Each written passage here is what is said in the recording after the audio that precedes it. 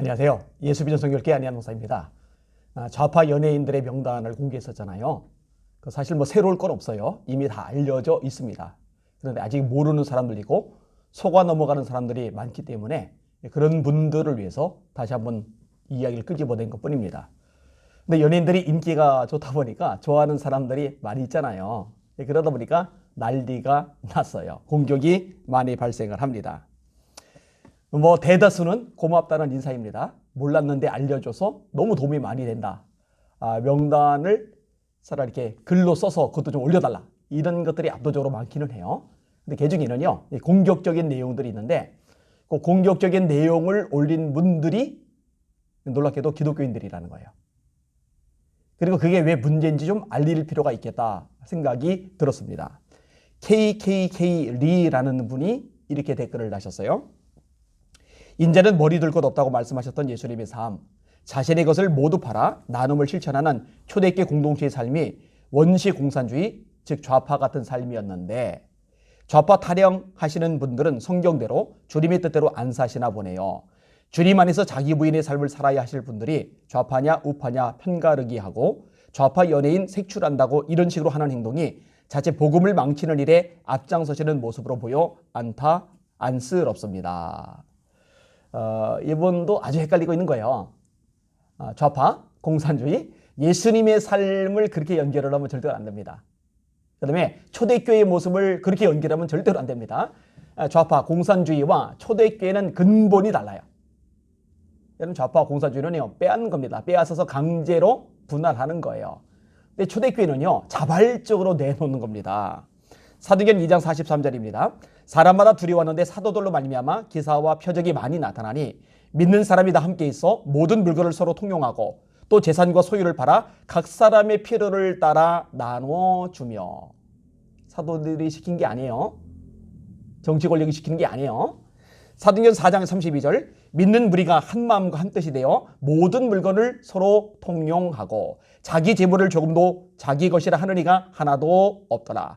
사도들이 큰 권능으로 주 예수의 부활을 증언하니 무리가 큰 은혜를 받아 그 중에 가난한 사람이 없으니 이른 밭과 집 있는 자는 팔아 그 판 값을 가져다가 사도들의 발 앞에 두매 그들이 각 사람의 필요를 따라 나누어 줍니다. 다시 말합니다. 좌파 공산주의는요, 자발적으로 내놓는 게 아닙니다. 강제로 뺏는 겁니다. 지금 문재인 정부가 강제로 뺐잖아요. 얼마나 세금을 많이 뜯어갑니까? 그리고 얼마나 또 세금을 또 올립니까? 주택 같은 것도 그래요. 사유재산을 인정을 해야 되는데 지금 그것을 인정하지 않는 분위기로 점점 가고 있어요. 북한을 보세요. 중국을 보세요. 초대교회하고 같은지. 어떻게 이런 식의 사고가 가능한지 참 충격적입니다. 그 다음에 오야짱님이 쓴 댓글이에요. 아니 도대체 지금이 어느 때인데 좌파라니. 그런 강남에서 빨갱이가 국회의원 된 건 왜 가만히 있을까? 그리스도인으로서 이해가 되지 않네요. 본인도 그리스도인이라고 말을 해요. 좌파나 문재인 대통령이 아무리 싫어도 단군 이래 최대의 사기꾼 돈벌레 이명박이나 박근혜가 좋다는 건지. 지금이 어느 시대냐고요? 예, 이 대한민국을 공산주의로 바꾸려고 하는 시대입니다. 자유민주주의를 파괴하려는 시대입니다. 안 보여요? 헌법에서도 자유를 빼려고 하는 거 안 보여요? 공수처가 정상이라고 생각을 합니까? 왜 중국을 따라가야 되는데요? 개인의 사유재산을 침해하는 것, 이거 심각한 문제 안 보여요? 그리스도인이라고 그러면서 좌파를 지지한다. 그리스도인이라고 그러면서 교회를 탄압하고 예배를 짓밟는 문재인 정부 지지한다. 있을 수가 없는 일이에요. 말이 되지를 않습니다. 그리스도인으로는 안 보여요. 자, 김종대 님이 이렇게 또 댓글을 다셨어요. 목사님의 정체가 뭐예요? 국민들은 지식인들의 노예가 아니에요. 지금 때가 어느 때인데 목사님들이 사상 논쟁의 앞잡이가 된 것 같아 마음이 아프네요. 저요, 이념 가지고 정치 가지고 싸우고 목소리 내고 하던 사람이 아닙니다. 저요, 순수하게 매달려 기도만 하던 사람이에요. 목숨 걸고 말씀 연구하고 말씀만 전하던 사람이에요. 1년 내내 집회 인도만 하던 사람입니다. 그런데 지금 이대로 가면은 대한민국이 무너지겠다 생각이 드는 거예요. 대한민국의 정체성이 망가지겠다 생각이 드는 거예요. 한국교회가 박살나겠다 생각이 드는 거예요. 그러니 나서는 거죠. 목소리 내는 거죠. 싸우는 거죠. 위험 부담 왜 없겠어요? 공격 왜 없겠어요? 비방 왜 안 당하겠어요? 압박이 왜 없겠어요? 그런데 나서는 거죠. 그냥 있으면 큰일 나겠다 생각이 드니까.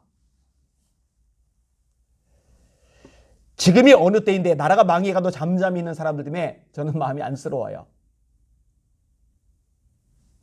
자, 초이스라는 분하고 사망여우라는 분은 같은 개념의 글을 썼어요. 두 개 인용을 할게요. 초이스님 거. 아무리 이념이 달라도 그렇지 목사가 돼서 좌파 우파를 논한다는 게 말이 되나 원수까지 사랑하라 하신 주님의 말씀은 다 개소리로 여기나요. 사망여우님, 서로 사랑하라. 하나님의 말씀 안에 거하라. 거짓 목사의 말에 속지 말고 하나님 말씀 안에 거하라. 졸제 제가 거짓 목사가 돼버렸어요. 베트남이 공산화되기 전에 베트남 안에 좌파 사상을 가진 사람들이 많이 포진을 하고 있었죠. 그거를 제대로 속아내지를 못했어요. 그러니까 베트공에 치죠. 내부의 적이 잔뜩 포진을 하고 있으니까 결국 베트남은 공산화가 됩니다. 보투피플 유명하잖아요. 얼마나 국민들이 고통을 많이 겪었습니까? 나라가 공산화되면요 가장 먼저 박살나는 게 교회입니다. 신앙의 자유 박살나죠. 예배의 자유 박살나죠. 전도의 자유 박살나죠. 중국 보세요. 십자가 허물잖아요. 교회 박살내잖아요. 예배당에다가 시진핑 사진 걸어놓게 하잖아요. 성경까지 개정시키려고 그러잖아요. 설교 시간에 말씀이 아니라 공산주의 사상을 전하게 하잖아요. 공산화되면요 교회가 완전히 박살이 나버리는 거예요. 예배가 엉망되는 거예요. 전도고 선교고 다 불 건너가 버리는 거예요. 아니 원수를 사랑하라고 하셨으면 나라가 공산화되는 거 구경만 하고 있으라는 말씀인 거예요? 아니 어떻게 그 말씀을 이렇게 연결을 하는지 정말 저는 이해가 잘 안 가요. 와 정말 충격적이에요. 야 이거 정말 심각하구나. 정말 심각하구나. 이런 식의 사고를 하는 사람들이 아직 있구나. 교인들 중에 아직 있구나. 이거 설마 목사님들 중에도 이런 사람들 있는 거 아닌가? 있는 것 같아요. 많이 있는 것 같아요. 이거 심각하다 생각이 들었어요. 자, 조광래라는 분은요 이렇게 글을 남겼더라고요. 정말 욕 나온다. 넌 복음 언제 전하니? 정말 욕 나온다. 넌 저보고 너래요. 너 초면에 목사 보고 너래요. 너 세상에 이렇게 무례한 사람이 어디 있습니까? 그죠? 복음 언제 전하냐고요. 제가 영상 올려놓은 거 한번 쭉 훑어보세요. 설교 꽤 많습니다. 꽤 많습니다. 제 설교를 들어보시면 알 겁니다. 말씀에서 어긋난 얘기 안 꺼냅니다. 복음을 전합니다. 하나님의 말씀에 목숨을 걸었어요. 몇 편만 들어보면 돼요. 예전에 저에 대해서 불편한 마음을 가지고서 도대체 어떻게 설교하나 하고 들어보시던 분들이 있는데 말씀을 듣다가 은혜를 받고 성령 체험하고 완전히 변한 사람들이 있어요. 그리고 지지자가 된 분들이 있어요. 조광래 님도 한번 설교를 제대로 들어보세요. 제대로 말씀만 들어도 바뀔 겁니다. 아마 조광래 님이 변화될 거예요. 성령 받게 될 거예요. 새로워질 거예요. 엉뚱한 소리 하시면 안 돼요. 아무튼 초면에 목사 보고 대뜸 반말하면서 복음 운운하니 참 안타까운 거예요. 이게 한국교회 실상이구나. 참 비참하다. 이 생각이 들었어요. 한 분, 이거는 이제 저희에 대해서 긍정적인 글인데 한 분 글만 인용하고 정리를 할게요. 안 목사님 홍준석 PD입니다. 저희 방송에서 인터뷰 한번 할 수 있는지요? 안 목사님의 용기의 박수를 보냅니다. 좌파에 대한 원색적 이야기를 꺼내면 교인 중 상당수는 교회를 떠납니다. 좌파 대놓고 비판하는 목사님은 아무도 없습니다. 꼭 한번 나를 잡아서 인터뷰했으면 좋겠네요. 제가 따로 예수비전교회 쪽으로 연락을 드리겠습니다. 인터뷰 취지는 좌파가 기독교인일 수 있는가라는 테마입니다. 시간 여건이 될지는 모르겠어요. 근데 인용한 이유가 있어요. 좌파가 기독교인일 수 있는가? 좌파가 기독교인일 수 있는가? 제가 분명히 답을 할게요. 불가능합니다. 말이 안 됩니다. 좌파와 기독교는 같이 갈 수 없습니다. 다시 말합니다. 좌파와 기독교는 같이 갈 수 없습니다. 헛소리하지 마세요. 헷갈리하지 마세요. 이거 두루뭉실 섞어버리면 안 됩니다. 좌파는 뿌리 자체가 유물론이에요. 유물론. 물질에서 정신이 나온다는 거예요. 거기는 하나님의 존재 없어요. 성령님의 존재 없어요. 천사의 존재 없어요. 천국의 존재 없어요. 지옥의 존재 없어요. 다 물질이니까. 뿌리가 달라요. 좌파는 유물론, 기독교는 유실론이죠. 하나님의 존재를 대전제로 까는 거죠. 좌파와 기독교는 공존이 안 됩니다.